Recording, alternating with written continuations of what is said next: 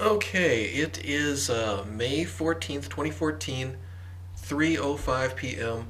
Calling City of Richmond, Martin M. Bode, Administrator, Clerk, Treasurer.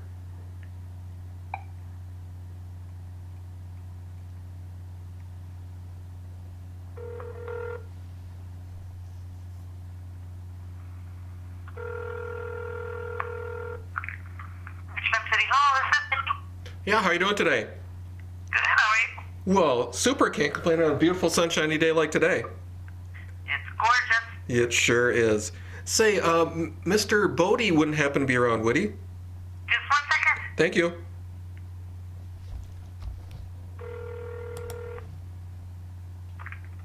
City office, Marty.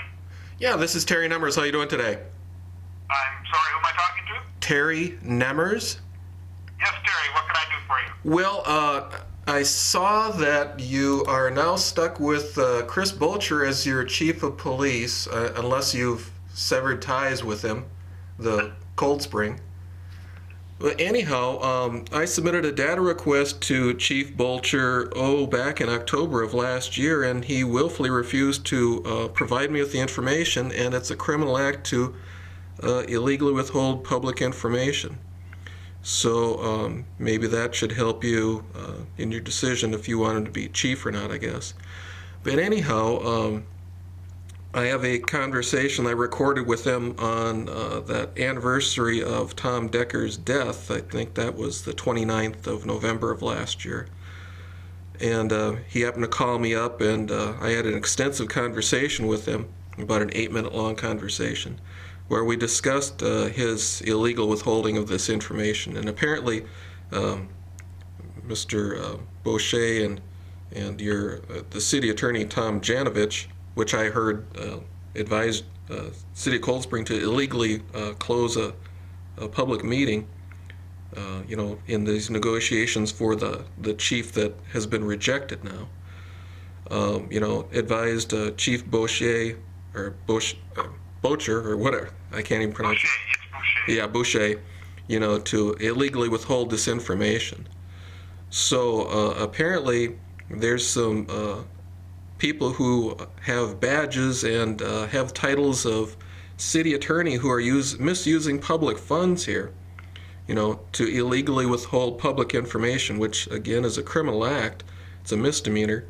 And the information I was asking for is all over it's essentially was a PR kit sent out to all the news media, and I just happen to have the policy and procedure manual for Cold Spring on media, and it says they will try to cooperate with any form of media.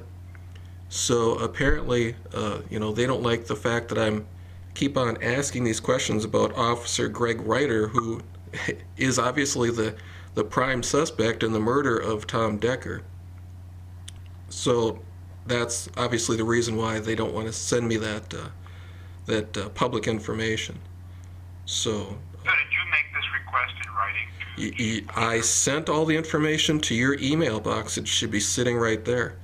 So No, I meant when you originally made the request. oh yes, I did. I sent it off. So you meant it in writing? Yes, I did. Yes, I what I did is I wrote it out and I scanned it and I emailed it.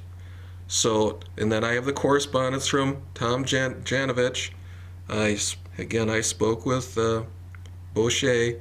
So the thing is, I have all the evidence, to prove exactly what I'm alleging. So it's, again, I emailed you the written documentation. I still have the audio. I'm going to put that up on the internet so the world can see what kind of man that person is. So, but anyhow, I just wanted to call you up because I understand there's a sort of a rift between your city and their city over this chief, and I just wanted to give you a little heads up of what's actually going on. I appreciate that, Terry. Thank you. Sure. I hope that you follow up and take your whatever legal action you probably have available to you to get your public data released to you. Well, that's why I'm contacting you. I mean, as far as I understand it, you still have a contract with the city of Cold Spring. We have a contract they provide us protection. Excuse me? Police services. Right, but part of that service is if there's a data request, say if I submit a data request to you, the chief is supposed to fulfill it. And so obviously if he's not going to fulfill my data request that I submitted through Cold Spring, chances are he's not going to fulfill it if I submit one through your office, is what I'm getting at. Yeah, I see where you're going. A public data request, I would be obligated to release information I have to you, and so you're asking me to submit one to him on my behalf. Yeah, that would be the long way around the barn. Right. Well, again, I'm not asking you to submit any data requests for me. I'm just informing you of what has transpired in the past in submitting data requests, because obviously there's a problem. The troops over there don't want to have an outside person in there, Right. So the thing is they don't want to follow orders that way, and apparently they don't want to follow the law when it comes to following, submitting to a data request. So I really kind of wonder, what kind of law enforcement you have there. So again, especially when you have the prime suspect, in a murder, walking scot-free essentially. So again,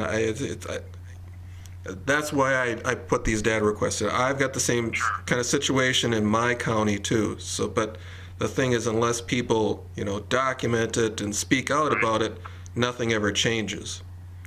So it's a multi-purpose reason why I've called you. Okay. Yeah, I have your email, and I see where the attorneys replied to you that based on private data, that the resignation letter is not public data, nor is a picture of the officer. Right, I understand that. The thing is that the Tom Decker pictures are ubiquitous, and that's what I discussed with the chief of police. That they're everywhere, and they were submitted on they were submitted on public relations information, which is public data, which I have every right to have. And again, I have the policy. Now you have a copy of the policy and procedure manual, so you can see that it's been a policy of the Cold Spring Police to cooperate with the media or anyone since I believe it was 2008. But obviously they aren't following their own policy and they're following the law. So if they aren't going to follow something simple as a data request, how can you expect them to enforce the law? Right. So that's the thing. And again, with this Officer Decker murder, that's a major problem where you had some innocent person being arrested and trashing his name for extended period of time when the prime suspect is shielded, and that's the problem.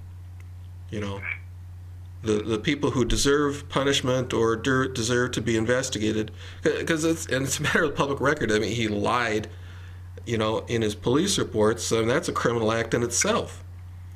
So the thing is, obviously, if I did that, I'd be charged with lying to a police officer.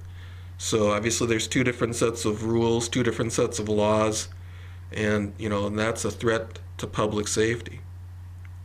That's promoting anarchy. So again, that is the purpose of my call, is to inform you of what's actually going on. So Okay. Well, thank you very much. I appreciate that. okay, thank you for your time. You're welcome. Have a great afternoon. Yeah, you too. Bye now.